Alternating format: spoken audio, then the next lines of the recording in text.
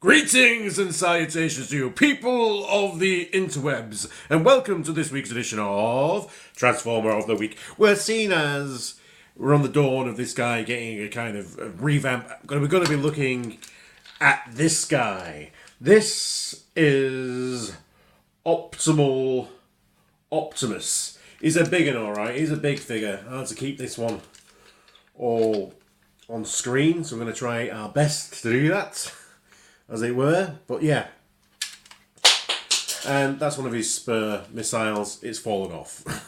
Good job, it's spur. Yeah, so there's some missiles clipping here. This is his land mode, believe it or not. He's a quadruple changer, so we've got 4 modes to go through. That's lucky us. Yeah, it's definitely a thing. So there's his cockpit. He's got this big wheel here at the front that's attached to an ape's chest, as you can see. And he's got some nice other wheels here. Some feet with boosters on them. And this ridiculously big cannon, which is cool. I mean, everything about this guy, even though this is just, it's just, we've gone beyond disguise at this stage in the continuity, in this stage of the fiction of Beast Wars. Disguise is not pretty much a thing. They're more into what the functionality of each mode is, and this is like a Land Cruiser battle wagon type thing, and not really trying to be disguised as anything, because it's clearly just a guy bent down, got these knuckles here that are like the grill, and all these plates and stuff. Excuse me, sneezing here. Ho ho! Sorry, headphone users. So yeah, he's got that, and if you pull back this, it fires missiles, and it would light up if this wasn't, you know, if I put some new batteries in. It's got old batteries in here. What I quite like, I don't know if you can make it out, on these brown plastics, there is a shiny fleck to them, and then we've got the paint, and then we've got all these chrome sections as well, so it's really bright, really eye-catching kind of thing that you expect in that post-Transmetal era of Beast Wars. So yeah, let's get through his modes, really. Next easiest one to get to from here is his flight mode, which what we do is we unpeg these. We've got to be careful of these blast shields because they like to pop off. So we remove that like so. It's going to be hard to keep this guy on screen. So if we unpeg these sections, we're then going to fold his ape head back up and his wheels back in, and then move all that down, peg these back again like so, move that head there, get this cockpit section, move that cockpit section down to here. We're going to bring out these arm sections, twist these round like so, like so. Bring these sections here. Oh, as you can see, it's one of those things where ratchets battle ratchets, so each one of these will turn. Second. I mean, this is an old figure. This, and that's the blast plate gone, right? So that's one blast plate lost already. Fucking vicious they are. Really they are. So yeah, I don't know when last time some of them was turned. That is tight.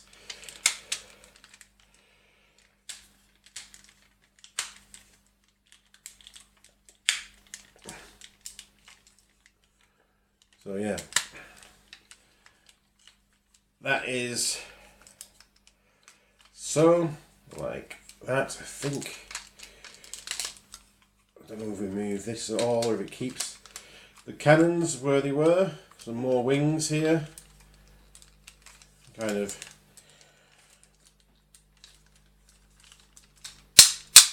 flip these boosters down. I think that actually stays up like so. And that is his flight mode. Again, it's a very similar thing, as it is functional and not really a disguise as such. But check that wingspan out. That is a big figure. So yeah, we'll have that like so.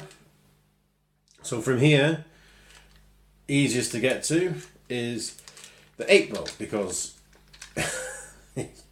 that is pretty much just an ape, isn't it? Right, okay. So bring this down, flip these back like so. Flip those wings, flip them wings, bring those arms, bring them back in, bring them back in, unpeg these, raise them up just a little bit, raise them up just a little bit,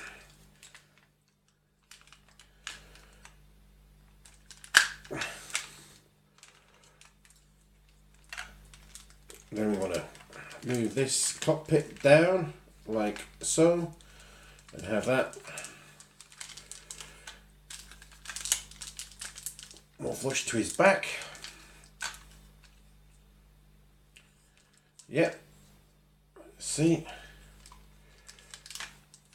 so what we can do here is we can move this here like so, move that backpack down, so you can either have guerrilla mode with guns, or you can have his guns like so, or like so, whichever way you like. And he's quite a handsome ape, isn't it? That's one of his better modes. I like these big arms. Without the blast shields on, you do get a better amount of articulation here. So and they've got these like moulded in kind of fur details that's underneath the armour. And yeah, he's got like a in and out his wrists there, so you can have like a proper, like some proper ape movements like that.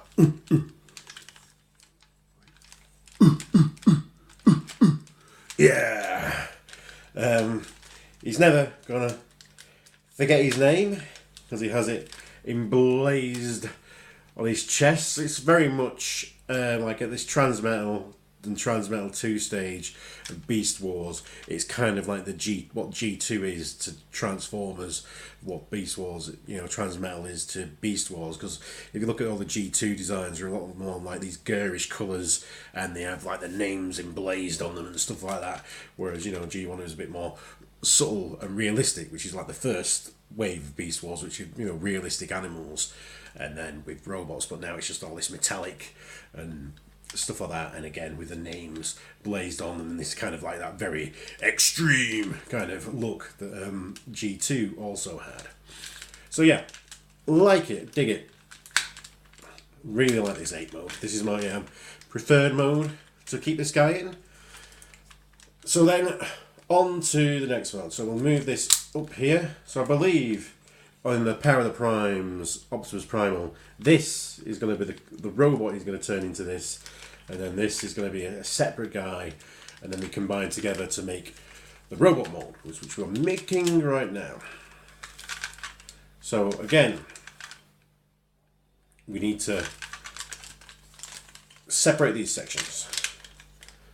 We need to move this up, bring out these wheels, flip in the head, and now, whereas before we were pegging it all the way back in, now we're going to rotate these to here, I believe, and use a different hole that's in this wheel to give it a bit more height. Now this then allows this, if we flip this round like so and then bring that down, we can then move this section up here, peg that in. We then do the full waist rotation, then bring these legs further down. There's a different knee joint, so now give him slightly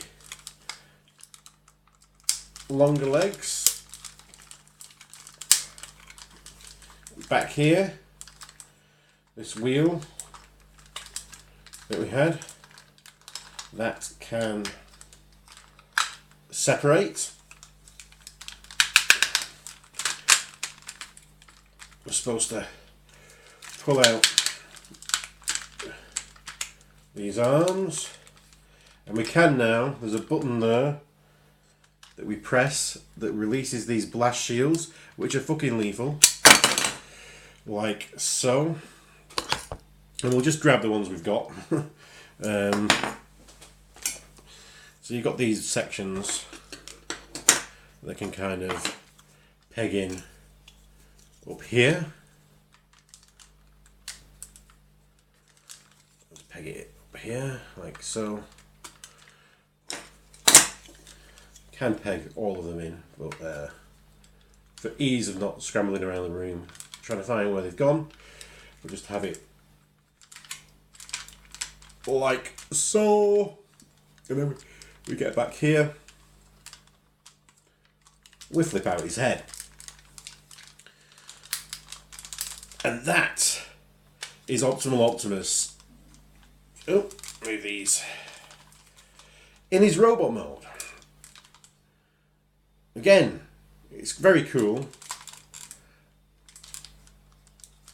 It's an old toy. I don't think they're quite with a head sculpted at this stage. It's just kind of just a big stupid head. It's on a swivel. It's got all the movement in these ratchets here.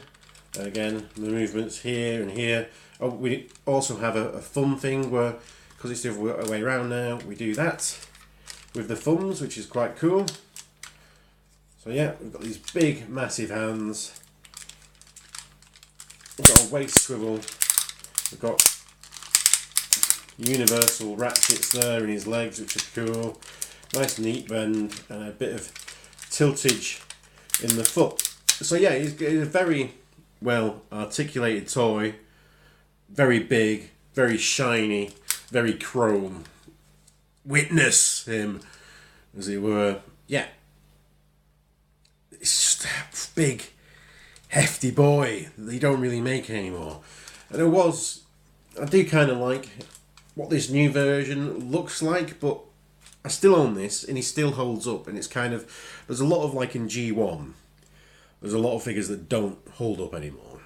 But in Beast Wars, it's kind of a different thing, because a lot of the Beast Wars figures do have great articulation, they have great colours, there's some great sculpting and moulding work in there, and they've got all this lovely chrome and stuff. So really, it's kind of, their quality is something that, the quality they're not actually being able to achieve at the price that the figures are set at the moment anymore than they used to be able to back then. So it's kind of almost a backstep, some of the figures, when they remake, for the main line kind of Beast Wars type figures, it seems like it's a bit of a backstep. I mean, look at just the tonal changes here in the foot of the paint, from the silver to the orange to this more darker metallic orange that's glossier. That's just subtle bits of paint like that just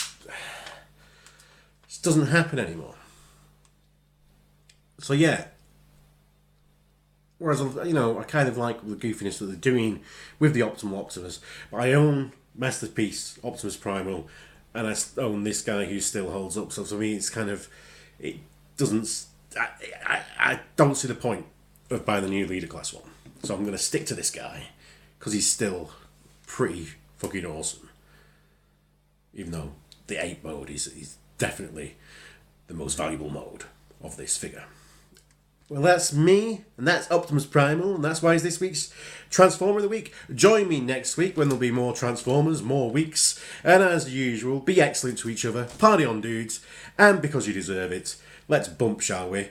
Bisto! Oh, no, not me. He's got big mitts. Let's bump the monkey, shall we? Optimus Primal? Fisto. No, a Bisto Fisto from Optimus Primal. It doesn't rhyme, but here we go.